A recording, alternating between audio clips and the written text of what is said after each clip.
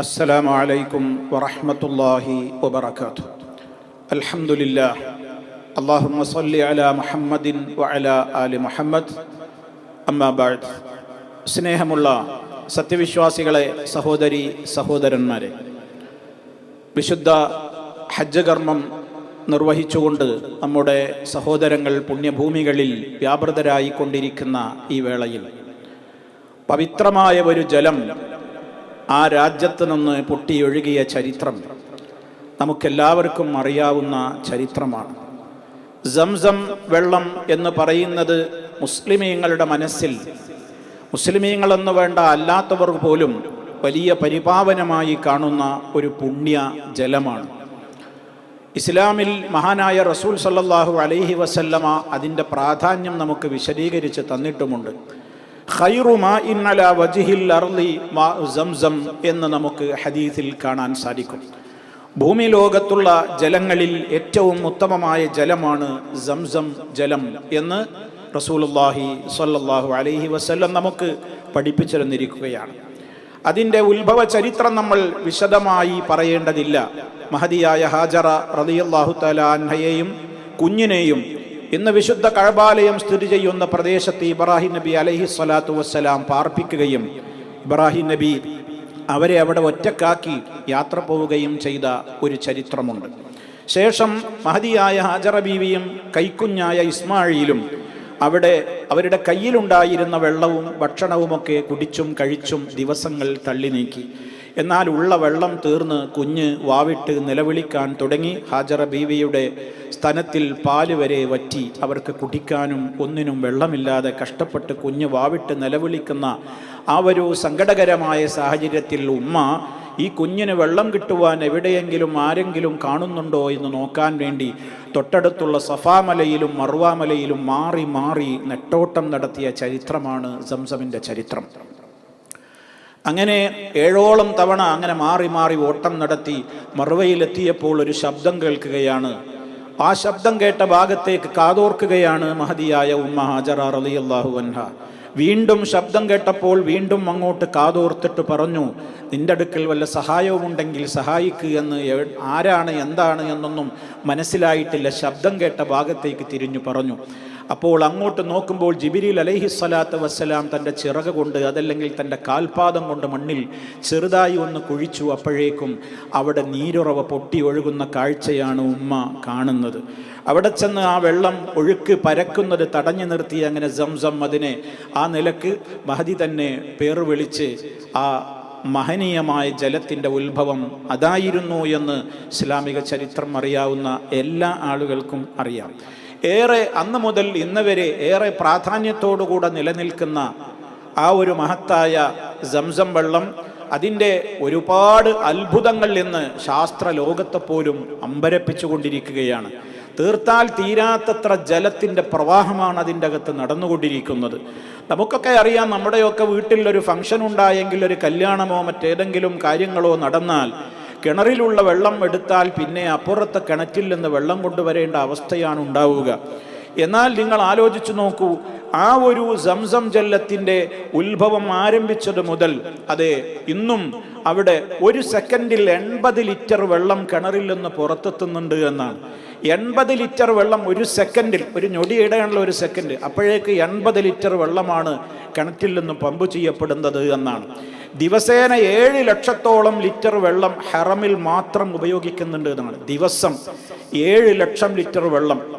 ഹജ്ജിൻ്റെ സീസണാകുമ്പോൾ ഇത് 20 ലക്ഷത്തോളം എത്തുന്നാണ് പറയുന്നത്. ഇപ്പം ഈ സീസണിൽ ഒരു ദിവസം ഹറമിൽ കുടിക്കാനും മറ്റു കാര്യങ്ങൾക്കും ഉപയോഗപ്പെടുത്തുന്ന 20 ലക്ഷത്തോളം ലിറ്റർ വെള്ളമാണ് എന്നാണ്. അതിലപ്പുറമല്ലാതെ കുറയൂല.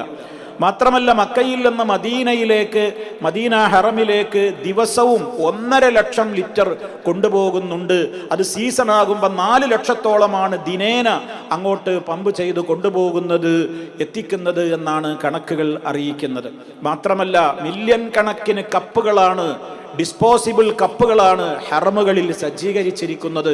ഹാജിമാർക്ക് വയറ് നിറയെ മതി വരുവോളം കുടിക്കുവാൻ, അതേപോലെ വുളൂ ചെയ്യുവാൻ ഹറമിൻ്റെ അകത്തും ആ രൂപത്തിൽ തന്നെയുള്ള സംവിധാനങ്ങളിൽ കാണുവാൻ സാധിക്കും. ലക്ഷക്കണക്കിന് വിശ്വാസികൾ അവരുടെ ഹജ്ജുകൾ കഴിഞ്ഞ് അവരുടെ നാടുകളിലേക്ക് മടങ്ങിപ്പോകുമ്പോൾ ഗാലൻ കണക്കിന് ക്യാനുകളിൽ അവർ എന്തു ചെയ്യുന്നു? സംസം അവരുടെ നാടുകളിലേക്ക് കൊണ്ടുപോവുകയും ചെയ്യുന്നുണ്ടോ. എന്നിട്ടും ഒരിക്കലും വറ്റാത്ത നീരുറവയായി അത് അവിടെ തന്നെ നിലനിൽക്കുകയാണ്. ഇത് ശാസ്ത്ര ലോകത്തെ അമ്പരപ്പിക്കുകയാണ്. 1979 സഊദി രാജാവായ ഖാലിദ് രാജാവിൻ്റെ കാലഘട്ടത്തിൽ അതൊന്ന് കിണറൊന്ന് കൂടുതൽ വൃത്തിയാക്കുവാനും അതിൻ്റെതായ വർക്കുകൾ ചെയ്ത് ഒന്നുകൂടി അതിനൊന്ന് വറ്റിച്ചു റെഡിയാക്കി മിനുക്കിയെടുക്കുവാനുള്ള ശ്രമം നടത്തിയപ്പോൾ അത് പരാജയപ്പെട്ടു എന്നാണ് ചരിത്രം പറയുന്നത്. ആ പണി അവിടെ അവസാനിപ്പിക്കുകയാണ് ഉണ്ടായത്. ഏതാനും മീറ്റർ താഴ്ചയിലേക്ക് പമ്പ് ചെയ്ത് എത്തിയപ്പോഴേക്ക് തന്നെ എവിടെ നിന്ന് വരുന്നു എന്നറിയാത്ത നിലക്കുള്ള അതിശക്തമായ ജലപ്രവാഹം പാറ ഇടുക്കുകളിൽ നിന്ന് അതിലേക്ക് ഒഴുകി വരുന്നു എന്നാണ്. എവിടുന്ന് വരുന്നു എന്നറിഞ്ഞുകൂടാ. ഇന്നും വർഷങ്ങളോളമായി എത്രയോ ലക്ഷക്കണക്കിന് ഇങ്ങനെ വെള്ളം മുക്കി ഒഴിവാക്കിയിട്ടും ഒരിക്കലും എടുത്താൽ അതിൻ്റെ അപ്പുറം അതിലേക്ക് അങ്ങനെ പൊങ്ങി വന്നുകൊണ്ടിരിക്കുന്ന ആ മഹനീയമായ ജലം അതതിൻ്റെ അത്ഭുതങ്ങളോടുകൂടെ ഇന്നും നിലനിൽക്കുകയാണ്. ഇതുപോലെ ഒരു മനുഷ്യൻ ഈ ലോകത്ത് തന്നെ ഏറ്റവും വലിയ ഒരു അത്ഭുതത്തിൻ്റെ കലവറയായി മനസ്സിലാക്കുവാൻ പക്ഷേ റബ്ബിൻ്റെ തൗഫീഖുള്ളവരല്ലാതെ അതൊന്നും മനസ്സിലാക്കുകയില്ലല്ലോ. മാത്രമല്ല മഹാനായ നബി സല്ലല്ലാഹു അലൈഹി വസല്ലം അത് പറഞ്ഞതെന്താണ്? അത് അനുഗ്രഹീതമായ ഒരു ഭക്ഷണമാണ് എന്നാണ്. മഹാനായ അബൂദർ ഗഫാരി റളിയല്ലാഹു തആല അൻഹു മക്കയിൽ വന്ന് നബി സല്ലല്ലാഹു അലൈഹി വസല്ലമിനെ പരിചയപ്പെടാൻ വേണ്ടി അവിടെ വന്ന് താമസിച്ച് പ്രവാചകനെ കണ്ടപ്പോൾ പ്രവാചകൻ സല്ലല്ലാഹു അലൈഹി വസല്ലം അദ്ദേഹത്തോട് ചോദിക്കുന്നൊരു ചോദ്യമുണ്ട്. അബൂദറെ, നിങ്ങൾ ഇവിടെ വന്നിട്ട് എത്ര ദിവസമായി? ഞാനൊരു മാസത്തോളമായി പ്രവാചകരെ, എന്നിട്ട് എന്താ നീ ഭക്ഷണം കഴിച്ചത് എന്ന് ചോദിക്കുമ്പോൾ മഹാൻ പറയുന്നുണ്ട്, ഞാൻ സംസം വെള്ളം മാത്രമാണ് കുടിച്ചത്. സംസം വെള്ളം മാത്രം ഒരു മാസം കുടിച്ചിട്ട് കണ്ടില്ലേ, എൻ്റെ വയറിൻ്റെ വാരിയുടെ എടുക്കുകളൊക്കെ മാംസമൊക്കെ തുടുത്തിട്ടുണ്ട്, നല്ല തടി വെച്ചിട്ടുണ്ട്, ഞാൻ നല്ല ഉഷാറായിട്ടുണ്ട് എന്നാണ് അദ്ദേഹം പറയുന്നത്. അത് പറഞ്ഞപ്പോൾ നബി സല്ലല്ലാഹു അലൈഹി വസല്ലം പറഞ്ഞു കൊടുത്തതാണ്, ഇന്നഹാ മുബാറക, ഈ സംസം വലിയ അനുഗ്രഹീതമായ ബറക്കത്തുള്ള വെള്ളമാണ്. ഇന്നഹാ തുആമു തുഅമിൻ, ഇന്നഹാ തുആമു തുഅമിൻ, അത് ഭക്ഷണം വേണ്ടവർക്ക് അതൊരു ഭക്ഷണമാണ്. ചില റിപ്പോർട്ടിൽ നമുക്ക് കാണാൻ സാധിക്കും വശിഫാഉ സുഖ്മിൻ, രോഗത്തിന് മരുന്നുമാണത് എന്ന്. അപ്പോൾ ഭക്ഷണവുമാണത്, ഔഷധവുമാണത് എന്ന്. മറ്റു ചില റിപ്പോർട്ടുകളിൽ കാണാം മായി സംസം മാഉ സംസം ലിമാ ശുരിബ ലഹു, സംസം വെള്ളം എന്തുദ്ദേശിച്ച് കുടിക്കുന്നുവോ അതിനുള്ളതാണ് എന്ന് നമുക്ക് കാണുവാൻ സാധിക്കും. അതുകൊണ്ട് തന്നെ മഹാന്മാരായ പല സഹാബികളും പ്രഗത്ഭന്മാരായ ഉലമാക്കളുമൊക്കെ അവരുടെ പ്രത്യേകമായ പല ആവശ്യങ്ങളും പ്രാർത്ഥിച്ചുകൊണ്ട് സംസം കുടിക്കുകയും അവരുദ്ദേശിച്ച ഉദ്ദേശം അവരുടെ ജീവിതത്തിൽ നിറവേറിയത് അവരുടെ അനുഭവങ്ങളായിക്കൊണ്ട് രേഖപ്പെടുത്തിയത് എമ്പാടും ചരിത്രത്തിൽ നമുക്ക് കാണുവാനും സാധിക്കും. മഹാനായ നബി സല്ലല്ലാഹു അലൈഹി വസല്ലമിൻ്റെ ഹൃദയത്തിനൊരു ഓപ്പറേഷൻ നടന്നു. ചെറുപ്പത്തിൽ കുഞ്ഞായിരിക്കെ ഹലീമത്തു സഅദിയ അവരുടെ വീട്ടിൽ മുല കുടിച്ചു കൊണ്ടിരിക്കുന്ന ആ പ്രായത്തിൽ നബി സല്ലല്ലാഹു അലൈഹി വസല്ലമിൻ്റെ നെഞ്ചകം കീറിയിട്ടുണ്ട്. ഒരു അത്ഭുതകരമായ ഓപ്പറേഷൻ. ആ സമയത്ത് ഹൃദയം പുറത്തെടുത്തിട്ട് കഴുകിയത് സംസം ജലത്തിലായിരുന്നു എന്ന് സഹിഹായ ഹദീസുകളിൽ കാണാൻ സാധിക്കും. അതേപോലെ അവിടുത്തേക്കുണ്ടായ അത്യത്ഭുതകരമായ വാനാരോഹണ യാത്ര ഇസ്രാ മിഅ്റാജിൻ്റെയും മുന്നോടിയായി പ്രവാചകനെ ആ യാത്രക്കൊരുക്കുന്നതിൻ്റെ മുമ്പ് അവിടുത്തെ നെഞ്ചകം കീറുകയും പ്രത്യേകമായ നിലക്ക് സംസം ജലം കൊണ്ട് അവിടം കഴുകി ശുദ്ധീകരിക്കുകയും പ്രത്യേകമായ നിലക്കുള്ള ഒരു പ്രവർത്തനം നടത്തുകയും ചെയ്തു എന്നും നമുക്ക് സഹിഹായ ഹദീസുകളിൽ കാണാൻ സാധിക്കും. അപ്പം എല്ലാ അർത്ഥത്തിലും പ്രത്യേകതകളുള്ള ഒരു ജലമാണ് സംസം എന്ന് നമുക്ക് മനസ്സിലാക്കേണ്ടതുണ്ട്. മാത്രമല്ല മഹാന്മാരായ സഹാബിമാർ ഇബ്നു അബ്ബാസ് റളിയല്ലാഹു അൻഹുവിൽ നിന്നുള്ള റിപ്പോർട്ടിലൊക്കെ കാണാൻ സാധിക്കും അദ്ദേഹം സംസം വെള്ളം കുടിക്കുന്ന നേരത്ത് ഇപ്രകാരം പ്രാർത്ഥിക്കാറുണ്ടായിരുന്നു എന്ന്.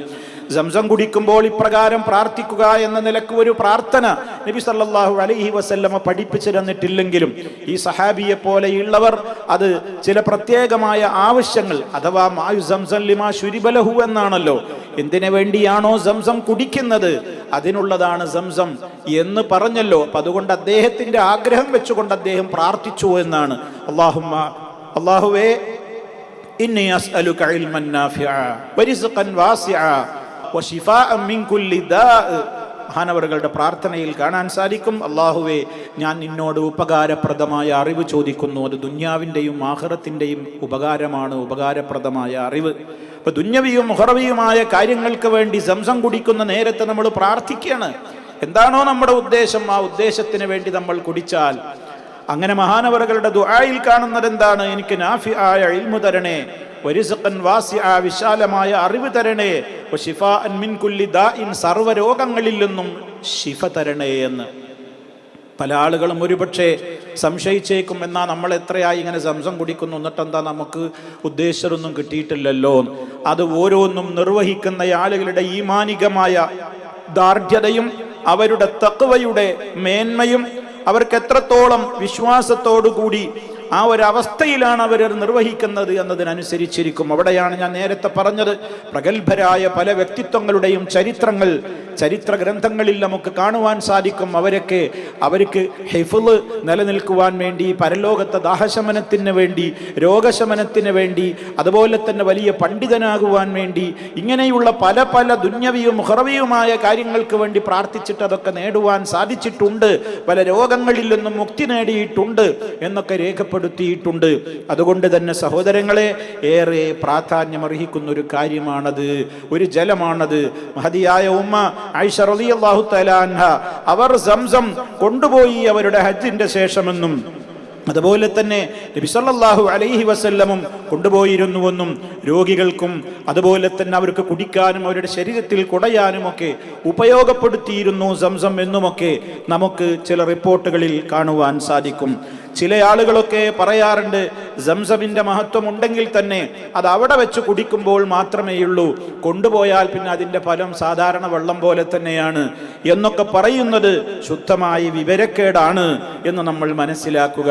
അവിടെ വെച്ച് കുടിക്കുമ്പോൾ ആ സ്ഥലത്തിൻ്റെ കൂടി പ്രത്യേകതയായി, വെള്ളത്തിൻ്റെ പ്രത്യേകത അതിൻ്റെ പുറമേയുമായി, മറ്റു സ്ഥലത്തേക്ക് കൊണ്ടുപോയി കുടിക്കുമ്പോൾ വെള്ളം അത് തന്നെയാണല്ലോ, ആ വെള്ളത്തിൻ്റെ മഹത്വം ഉണ്ടാകും. അതുകൊണ്ടല്ലേ സഹാബിമാരങ്ങനെ കൊണ്ടുപോയതും തോൽപാത്രങ്ങളിലും മറ്റുമൊക്കെയായി കൊണ്ടവർ യാത്ര കഴിഞ്ഞ് മടങ്ങിപ്പോകുമ്പോൾ കൊണ്ടുപോയതും അത് തന്നെയല്ലേ. അതുകൊണ്ട് തന്നെ നമ്മുടെ ഈമാനികമായ ദൃഢതയുടെ ഒരു പരീക്ഷണാർത്ഥം കൂടി നമ്മൾ അതിനെ മനസ്സിലാക്കണം. ചില റിപ്പോർട്ടുകളിൽ നമുക്ക് കാണാൻ സാധിക്കും, ഇന്ന ആയത മാ ബൈന അഹ്ലിൽ ഈമാനി വൻ നിഫാഖ് അത്തളല്ലു മിൻ മാഇ സംസം. യഥാർത്ഥ മുഅ്മിനീങ്ങളുടെയും മുനാഫിഖീങ്ങളുടെയും ഇടയിലുള്ള ഒരു വ്യത്യാസത്തിന്റെ അടയാളമായി സംസം വയറു നിറയെ കുടിക്കാൻ ആർക്ക് കൃത്യമായി അവന് താല്പര്യം തോന്നുന്നുണ്ടോ അതവന്റെ ഈമാനിന്റെ ലക്ഷണമായി മനസ്സിലാക്കാമെന്നും അതിനോടൊരു താല്പര്യവും കാണിക്കാതെ അതിനെ അവഗണിക്കുന്നത് നിഫാഖാണെന്നുമൊക്കെയുള്ള ചില റിപ്പോർട്ടുകൾ നമുക്ക് കാണുവാൻ സാധിക്കും. അതേ അവസരത്തിൽ ഈ പറയുന്ന റിപ്പോർട്ടുകൾ എല്ലാം മാറ്റിവെച്ചുകൊണ്ട്, അങ്ങനെയാണെങ്കിൽ നമുക്ക് സംസം വെള്ളത്തിൽ ഒരു തുണി മുക്കിയിട്ട് അത് കഫൻ പുടവയാക്കി വെച്ചുകൂടെ എന്നൊക്കെ പലരും പറയാറുണ്ട്. അങ്ങനെ സംസം വെള്ളത്തിൽ കഫൻ പുടവ മുക്കി ഉണക്കി വെച്ച് പിന്നീട് അത് മരിക്കുമ്പോൾ എന്നെ അതിൽ കഫൻ ചെയ്യണം എന്നൊക്കെ പറഞ്ഞുകൊണ്ട് പലരും കാത്തുവെക്കാറുണ്ട്. അതിനൊന്നും ഒരടിസ്ഥാന മുൻഗാമികൾ അങ്ങനെയൊന്നും ചെയ്തതായി നമുക്ക് കാണുവാൻ സാധ്യമല്ല. അതുകൊണ്ട് തന്നെ ഉള്ള മഹത്തായ ഈ അനുഗ്രഹങ്ങളെ നാം മനസ്സിലാക്കുകയും ആ നിലയ്ക്ക് തന്നെ അള്ളാഹു ബർക്കത്ത് നിശ്ചയിച്ചതാണത്. എന്നാൽ ആ വെള്ളം പോലെ തന്നെ അല്ലേ പുത്തമ്പള്ളിയിലെ വെള്ളവും. ഈ വെള്ളത്തിന് ബർക്കത്തുണ്ടെങ്കിൽ പുത്തമ്പള്ളിയിലെയും അമ്പർത്തിയും അതുപോലെ തന്നെ CM വടവ് ഒരു തുപ്പിയ വെള്ളവും ഒക്കെ പറ്റൂലേ എന്നൊന്നും ആരും പറഞ്ഞു വരേണ്ടതില്ല. അള്ളാഹു ബർക്കത്ത് നിശ്ചയിച്ചതിൽ മാത്രമാണ് ബർക്കത്ത്. അതുണ്ടെങ്കിൽ ഇതുമായി കൂടെ എന്നുള്ള ന്യായം പറയരുത്. അങ്ങനെയാണെങ്കിൽ വിശുദ്ധ കഅബാലയം തവാഫ് ചെയ്യുന്നത് പുണ്യകരമാണ്, എന്നാൽ പിന്നെ ദർഗയും തവാഫ് ചെയ്യാലോ, ജാറവും തവാഫ് ചെയ്യാലോ എന്നൊക്കെ ഇനി ആളുകൾക്ക് പറയാം.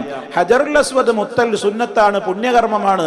എന്നാൽ ജാറത്തിന്റെ മീസാൻ കല്ലും അതുപോലെ തന്നെ മഖബറയിൽ പോയി അവിടെയും ചുംബിക്കാം എന്നുള്ളതിനും ഹജറുൽ അസ്വദ് മുത്തുന്നൊരു തെളിവായിട്ട് പറയാനൊക്കുമോ? അതുകൊണ്ട് അള്ളാഹു ബറക്കത്ത് നിശ്ചയിച്ചതിൽ ബറക്കത്ത് മനസ്സിലാക്കുകയും അല്ലാത്തതിനെ അതിലേക്ക് കൂട്ടിച്ചേർത്ത് പുത്തൻവാദങ്ങൾ കൊണ്ടുവരാതിരിക്കുകയും ചെയ്യലാണ് വിശ്വാസികൾ ആ മേഖലയിൽ കൃത്യമായി മനസ്സിലാക്കുകയും ഇടപെടുകയും ചെയ്യേണ്ടത് അപ്രകാരമാണ് എന്ന് ഓർമ്മപ്പെടുത്തുന്നു. അള്ളാഹു സുബ്ഹാനഹു വ തആല ആദരിച്ചവയെ നാം ആദരിക്കുന്നു, ബഹുമാനിക്കുന്നു, അതിൻ്റെ പ്രത്യേകത നാം ഉൾക്കൊള്ളുന്നു. റബ്ബ് നമുക്കെല്ലാവർക്കും ആ അർത്ഥത്തിൽ തന്നെ ജീവിതം മുന്നോട്ട് കൊണ്ടുപോകുവാനുള്ള തൗഫീഖ് നൽകി അനുഗ്രഹിക്കുമാറാകട്ടെ. വൽഹംദുലില്ലാഹി റബ്ബിൽ ആലമീൻ. വസ്സലാമു അലൈക്കും വറഹ്മത്തുള്ളാഹി വബറകാതുഹു.